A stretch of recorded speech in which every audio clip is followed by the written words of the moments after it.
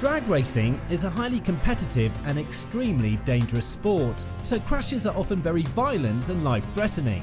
In this video, we're going to go over the scariest, most nail-biting ones in the past 30 years, so buckle up, it's going to be a bumpy ride. The crash was all but funny for the funny car driver, Jerry Caminito, who slammed it horrifyingly after accelerating to 280 miles per hour. A mechanical failure made the left wing of his car sign off from its place, which brutally smashed the car into the guardrail. Luckily for him, he got away without any serious damage.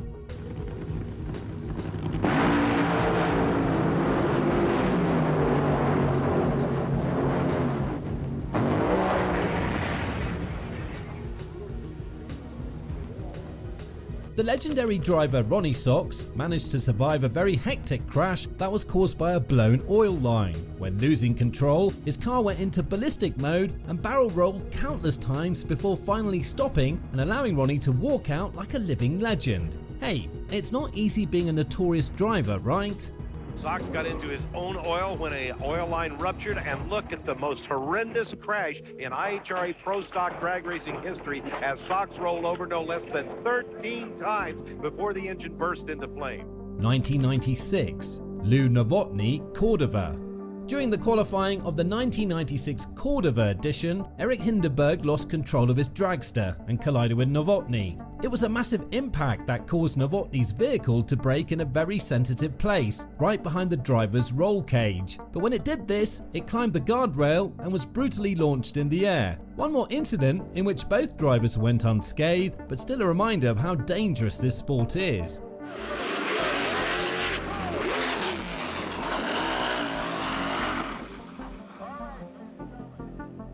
This is by far one of the most nail-biting and dramatic incidents in the dragster's history. Right after crossing the line at 310 miles per hour, the front end of Hill's car snapped off and disintegrated his chassis. Hill tumbled in a very horrifying way on the asphalt, bouncing up and down violently. But remarkably, the injuries he sustained were minor ones. From this camera angle, you get an idea of the devastation that Hill's vehicle suffered.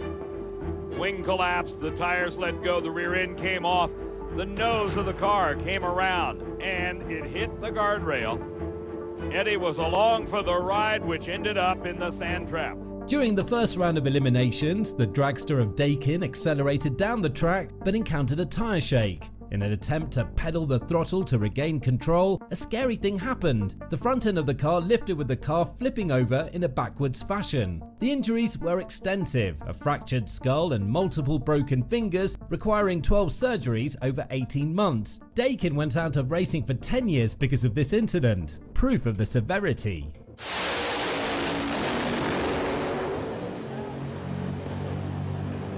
Taken up and away, lands on the guard wall. He would be extricated from the car and flown to a local hospital. Some injuries to his hand. While competing in the Pro Stock category, Spiesh's vehicle wasn't able to keep its cool on the track after crossing the finish line. It went across the circuit, making a huge impact with the left side wall in a monstrous crash that saw the engine being separated from the chassis at the firewall. The leftovers that didn't crash through the concrete wall came back across the track, and surprisingly enough, Spies wasn't harmed during this crash. Florida, Steve Spieth was having what appeared to be a normal Pro Stock race. Stuart Evans was out in front of him, and suddenly Spieth lost control, suffering a violent crash. Now, they say the best thing to do when the horse throws you is get right back on it. We asked Steve Spieth what happened. Accelerating to 320 miles per hour in 4 seconds can turn out catastrophically wrong, and it did for Tony Schumacher in Memphis. The rear wing that is supposed to keep the car stable at such speeds failed, and this failure caused the car to lose control and suffer a violent crash. Schumacher had to be extracted by the emergency personnel because of the huge disintegration of the car, and while the injuries were severe, he was able to compete just 3 weeks later.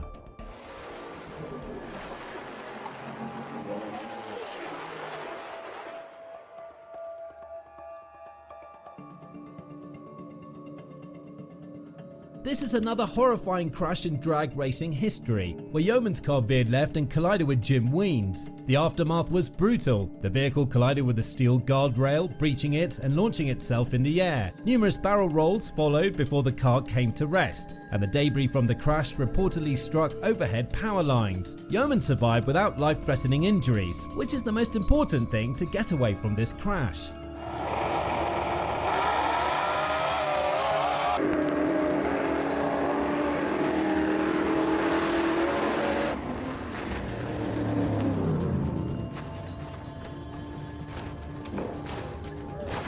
This European venture didn't go as planned for Mickey Cagrad, who accelerated down the track and saw the rear tyre bursting, causing the rear wing to detach. With the loss of downforce, the car went off the track and into the field, and while it was completely shattered, the driver emerged unharmed from it. And they're off and running. Cagrad out in front. Great run from Michael Cagrad. And things have gone seriously wrong here. Oh, look at this. The tyres have let go.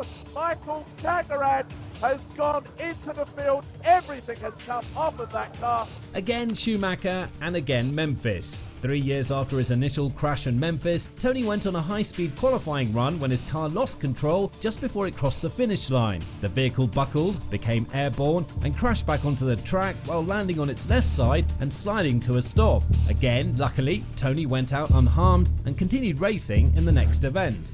On the left side of your screen, launches fine. Now Larry Dixon carries the front end. Schumacher stays in the gas, and then the car just breaks apart, sending debris all over the racetrack as Tony comes back down to earth, encapsulated in the driver's compartment and able to walk away from what was a horrific-looking incident. This crash is unique because specific details are limited, but what's worth mentioning is that Kenneth Soderstrom had gone through a big impact during the 2004 FIA European Finals. After launching from the start line, his car struck the wall and caught a bit of flame on the way to stopping down. What we do know so far is that the crash led Soderstrom to take the 2005 season off to rebuild his car, returning in 2006 with a new competitor. Trouble with the engine, and both off the sidelines together. Kenneth Soderstrom leaves him for dead and then goes terribly out of shape. Oh dearie me, you don't often see a pro stock car crash like that. This is one of the most talked about crashes in the history of the NHRA. Bruce Allen and Kenny Koretsky are the protagonists, as Allen's car lost control near the half-track mark in the right-hand lane. The attempt at correction failed miserably, with the car flipping and sliding directly into Koretsky's way. It was a massive detonation that scattered debris all over the track, while the engine skidded for hundreds of feet. Both of the drivers survived without life-threatening injuries. Friday night, it was the scene for one of the most terrifying, as Kenny Koretsky T-boned an out-of-control Bruce Allen. Miraculously, both drivers will be okay, not a single broken bone. An engine explosion is not what you want to see while going drag racing, but it's exactly what Walsham saw in 2006. The explosion caused the car to lose control, and the vehicle entered the sand trap at high speed, flipping countless times before landing atop of the first catch fence. It looked like a very dangerous crash, and it was indeed one. But Walsham emerged out of the vehicle on his own, which was the best news possible from this race. Take another look at this, and you don't see any skid marks, like he's not on the brakes. Yeah, which basically carried a whole lot of speed going into that sand trap. When it bounced off, he was a little bit to the right, and it kind of hit a little bit of a berm, and then nosed that front end, and then over she went. A catastrophic failure caught the dragster of Lamattina during the 2007 Willowbank Raceway. The car became airborne and flipped many times before it finally landed on the track. A dramatic and brutal incident from which Lamattina emerged with minor injuries, highlighting the importance of modern drag racing safety measures. Racing driver has amazingly walked away from one of the most spectacular crashes ever seen. His dragster was rocketing along at aircraft speeds when it became airborne, split in two and burst into flames. During his qualifying lap, Morgan saw his rear tyre detach before the half-track mark. The car lost all control and went into the right lane, colliding with a retaining wall and being destroyed in a catastrophic manner. While Morgan was conscious after the crash, he was transported to a medical facility for further investigation. But he continued with the racing right away, proving that no crash is bigger than a man if you get out of it alive. Take a look at that back at the December event in Western Sydney. A big wheel failure moment. Huge moment for the Rocket Industries Top Fuel car. Brand new package too. He was out of the car and all safe.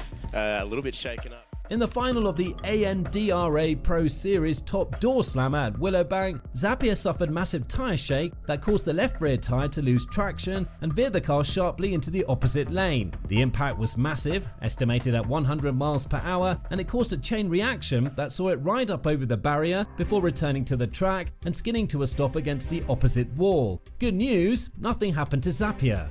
Head on, we'll have another look. He got half off and half on that racing groove, didn't it? Well, he's always been on the edge of destruction, it's fair to say. Man, he got up on that wall with the shift light shining red in his face still. Aaron Hambridge managed to survive a high-speed crash in his top alcohol dragster when his vehicle lost control and shattered into pieces, as well as being engulfed in flames during the 2010 edition of the Perth Motorplex. Nothing life-threatening happened to him, but the crash was very significant and stated the importance of the safety aspect in this sport.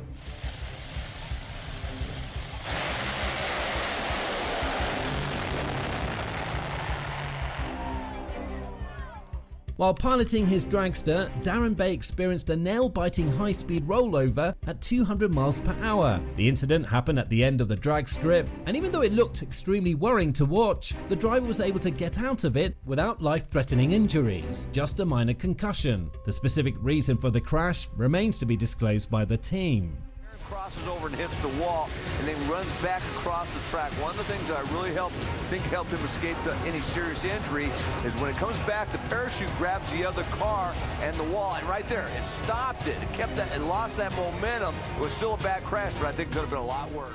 In the first round of top alcohol dragster eliminations, Mike Austin's dragster veered violently to the right, which caused it to flip over the retaining wall and soar more than 10 feet in the air before violently crashing down between the track and the grandstand. Ultimately, the car ended in the timing and scoring tower, and the fact that Austin was unharmed during this process goes to increase the spectacular aspect of this incident.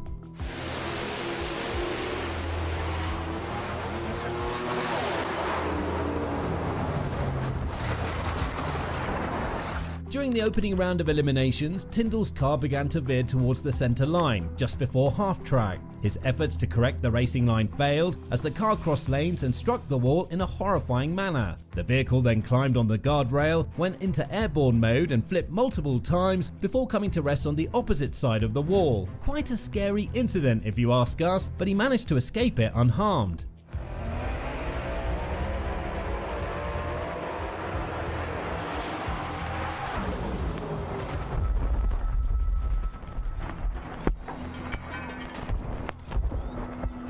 Seeing your engine explode is a bad thing, but seeing it happen at a speed of 318.69 miles per hour is even scarier. The force of this explosion caused Brown's car to veer uncontrollably, striking both the inside and the outside wall before coming to a stop. Even though it looked like a lethal incident, Brown managed to get away safely.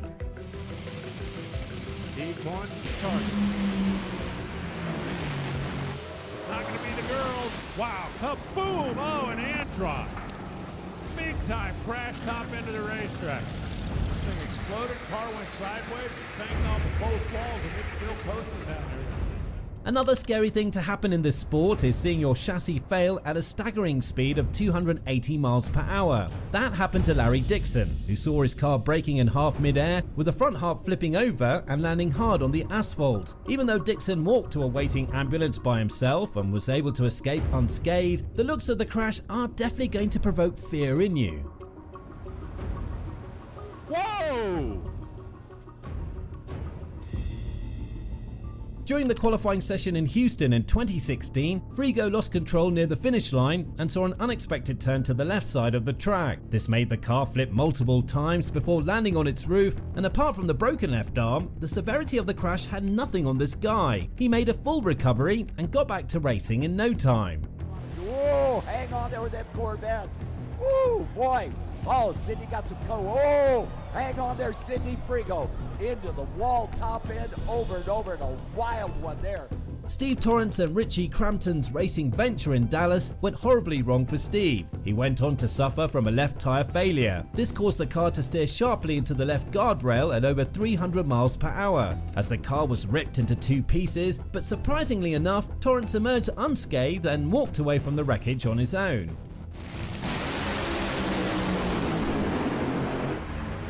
Oh, hold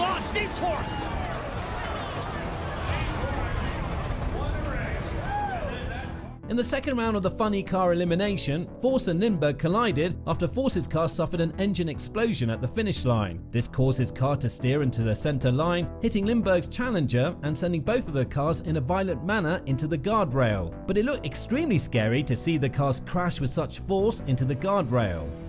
But John Force's car just exploded at the finish line. Came rocketing across and gathered Johnny Lindbergh in the process. Przensky's car crossed the center line at the 2019 Carolina Nationals in Concord, struck the wall, and then flipped before finally stopping. A massive gulp of flame swallowed the car, and Przensky was transported to a local hospital for further examination, even though he managed to get out of the car by himself.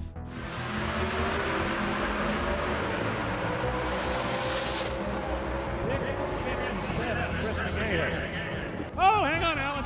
Alan Przensky's chute came out late. That car went upside down into the wall.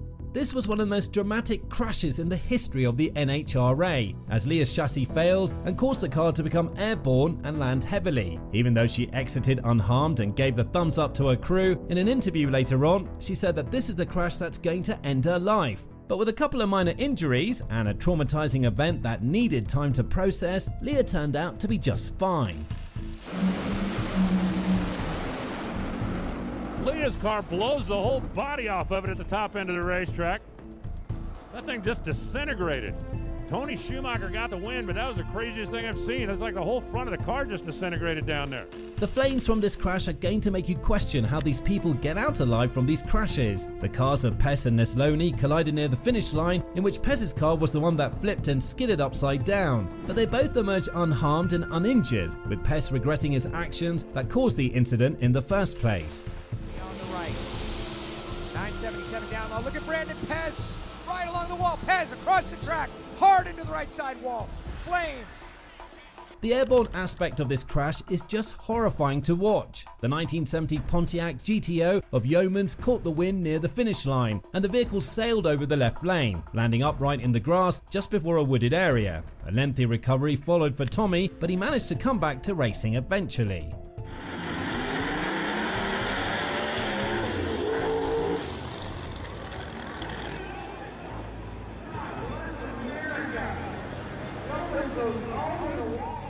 In a race against Sidney Frigo during the first round of eliminations, Thorne's Camaro veered towards the center line before violently flipping onto its roof. He managed to exit the car on his own, but the severity of the crash could have turned this entire incident into something much bigger. Thorne follows suit. Chris Thorne, Sidney Frigo leap together. Chris Thorne going towards the center line. He's all over the place. Oh no! Hard into left side wall. Chris Thorne. 2024, John Force, NHRA Virginia Nationals. From all of the incidents that Force was part of, this is the last one that he participated in. During the first round of funny car eliminations, he crossed the line at a staggering 302 miles per hour and saw the engine of his car explode. The car struck both walls as a result of the lost control, and Force was then airlifted to a nearby hospital, where he was placed into the trauma intensive care unit. He made significant progress in his recovery, but admitted he's not ready to race in 2025 just yet.